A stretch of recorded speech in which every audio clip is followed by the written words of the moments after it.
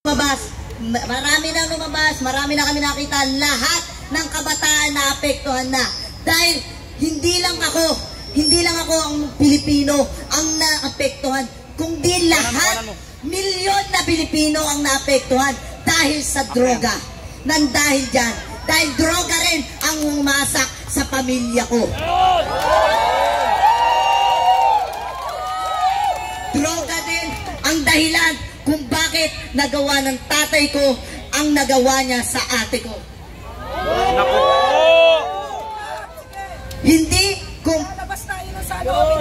Hindi ko nahayaan na yung mga ginawa ni Marcos dahil sa droga na yan, siya ang pasimuno. Dahil alam namin ng mga kabataan at alam din namin na magsasalita sila kung ano na naman ang sasabihin nila. Nasasabihin nila, ginagamit kami mga kabataan para lang magpaingay. Hindi kami ginagamit at hindi kami papayag na magpagamit.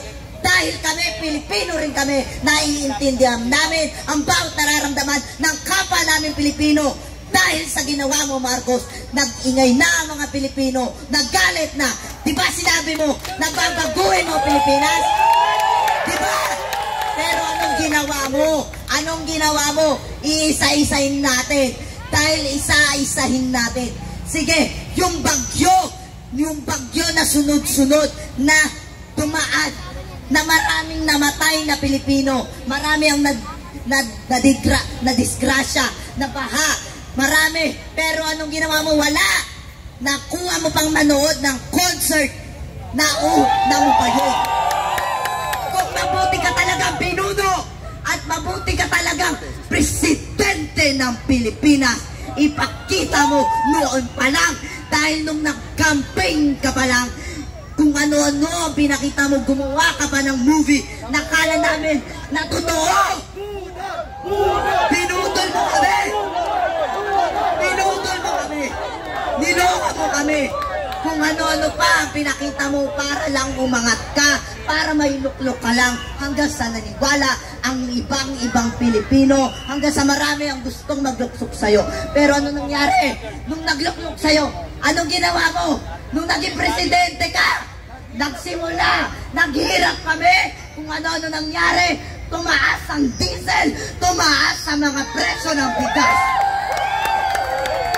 Kaya kami nagagalit sa'yo, lalo na kaming mga kabataan, na umanga sa'yo, lalo na ako, na akala ko mapapabuti mo ang Pilipinas.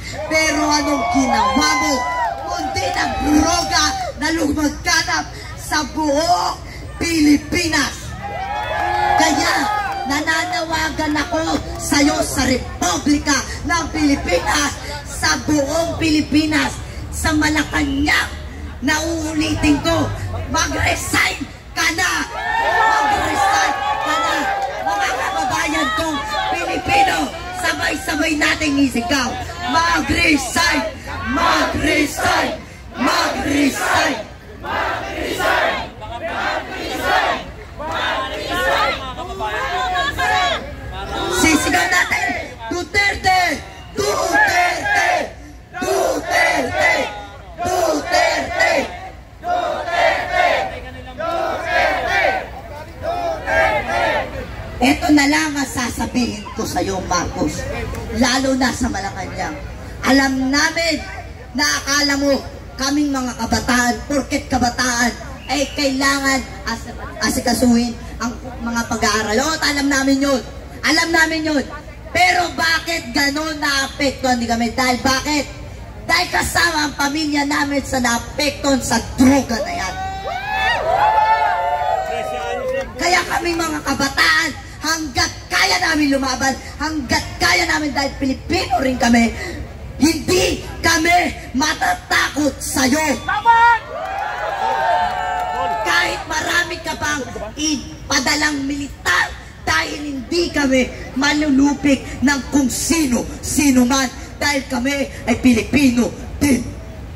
Kaya wag kang magtaka kung bakit hanggang ngayon nagagalit sa'yo, dahil katulad ng ginawa mo sa isang katulad naming mga Pilipino, lalo na mga kabataan, kung ano-ano na lang nangyari sa mga kabataan. Dahil doon din sa nakatira kami, ay maraming mga nagdodroga, maraming kaming narinig na nag-aabutan ng droga, hanggang sa nalaman namin, hanggang sa nakita namin. At nung nalaman ko, pati si Duterte, Sara, kinalaban mo, kaya kami nagalit sa'yo, dahil kami sumuporta rin sa'yo. Alam mo kung bakit nangyari sa ate ko? Alam mo kung anong nangyari? Dahil sa droga na pinalaganap mo.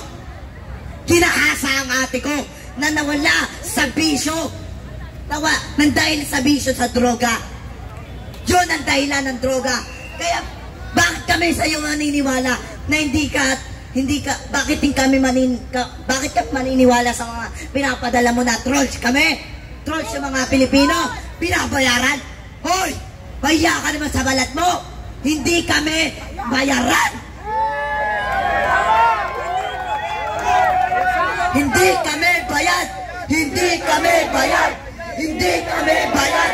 Hindi kami bayad. Hindi kami bangag. Ano? Inaano yung mga Dutertes kahit walang katotohanan. Kaya nananawagan pala ako sa mga Pilipino na nananatili sa bahay. Mahiya naman si Marcos. Kahit ano pa ang panakot sa atin. Huwag kayo mag-alala. Suportado kayo na buong Pilipino. Lumabas na kayo, mga kapwa namin Pilipino, lalo na mga magulang nyo. Huwag kayong matakot na akala nyo mapapahamak ang mga anak nyo. Kaming bahala, lalo na ako magpapatunay.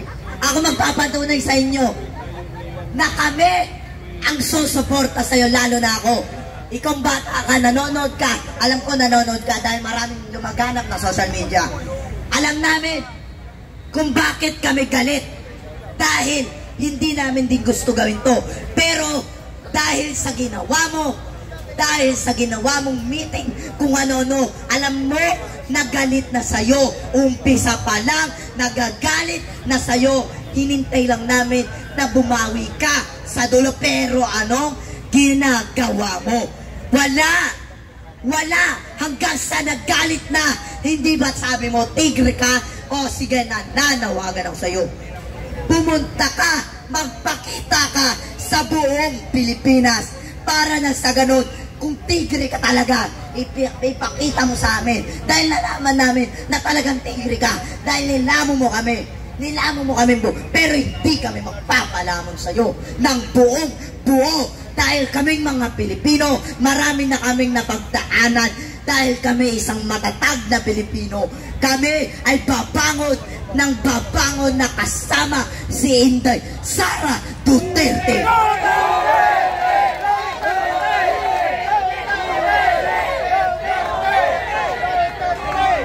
Huwag kang masyadong magtaka, Marcos, hindi kami takot sa'yo, lalo na mga kabataan. Dahil kami, lalo na ako, palaban din ako. Hindi ako nagpapasubig kahit sa kanino. Ako ang isang Pilipino, lalo na ang mga kasama ko, kapwa Pilipino na naghihirap din sa Saudi. Minsan yung iba, nag-uuwi ang pa para lang magpadala sa pamilya nila. Pero nung napahamak yung pamilya nila, hindi mo ba nakikita na naghihirap din ang mga Pilipino na sa ibang bansa? Hindi mo ba alam yun? Tapos ikaw, nagdodroga ka, pinapalaganap mo? Hayop, grabe ka talaga. Duwag ka. Okay, maraming salamat po sa lahat na nandito. Kami po ang Star Image Fam. Kasama po namin ang mga anak-anak at namin si Majo at si Carlo. Hindi po namin sila pinalaki ng ganito. Nasa amin na sila ng 6 years. Simula nung lumalabas sila sa TV, nag-viral sila, hindi po ganito ang pagpapalaki namin. Pero kaya kami nandito sa EDSA ngayon, nilaan talaga namin yung oras namin dito. Kasi si Carlo gusto niyang ihatid yung news sa buhay niya na ang ate niya ay ginahasa ng tatay niya. Yun po ang totoo. Hanggang ngayon nasa ng tatay mo. Nasa kulungan. Dahil sa droga yan. Yun po ang totoo. Kaya kami nandito dahil sa kagustuhan ng batang si Carlo. Hindi po siya ginagamit. Hindi po kami bayad. Nandito kami para sa pagmamahal sa bayan. Ngayon lang nangyari sa atin to, diba? Opo, tama po yun. Kung may marami sa amin nakakakilala, lalo na kay Carlo na nagsalita kanina, siya po yung anak-anakan ni Vice Ganda, na batang makulit noon, na laging kasama ni Vice sa mga pelikula niya. Kahit si Madjo, ayan si You Don't Know Girl, si Madjo, wala pong pumilit sa amin dito, hindi po namin sila tinuruan, bagkos sila pa ang nagpumilit sa amin na pumunta dito sa EDSA dahil naaawa na sila sa Pilipinas. Dahil sa murang edad nila gusto na lang ipaglaban ang Pilipinas. Sa mga kapwa naming influencers na siguro ngayon tinatawanan lang kami dahil lahat sila kampe sa gobyerno dahil may nahihita sila. Meron silang nakukuhang talent fee. Bawat imbita sa kanila ng gobyerno, may bayad sila dahil influencer sila, mga artista sila, may talent fee sila. Kami wala. Nagpunta kami dito ng buong puso. Gusto naming ipaglaban ang tunay na nagmamahal sa Pilipinas. Walang iba kundi si VP Sara Duterte.